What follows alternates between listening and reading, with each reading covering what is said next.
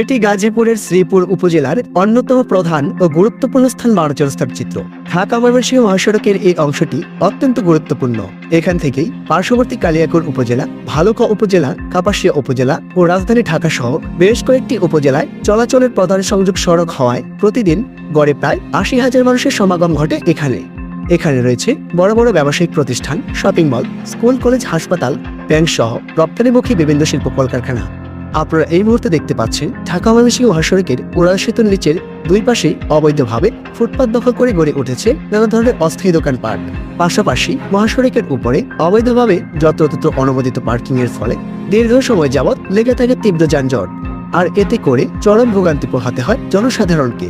বিভিন্ন তথ্য সূত্রে জানা যায়, মাওনা হাইওয়ে পুলিশকে মাসিক হারে চাঁদা প্রদানের ভিত্তিতে মহাসড়কে অনুমোদিত এসব অবৈধ ৩ চাকা বিশিষ্ট যানবাহন অবাধে চলাফেরা করে। এ বিষয়ে একাধিকবার বিভিন্ন পত্রপত্রিকায় ও ইলেকট্রনিক মিডিয়ায় সংবাদ প্রকাশিত হলেও প্রশাসনের এ বিষয়ে কোনো ধরনের স্থায়ী ব্যবস্থা না নেওয়ায় হতাশ স্থানীয় বাসিন্দা ও পথচারী সহ সকল শ্রেণীর পেশার মানুষ।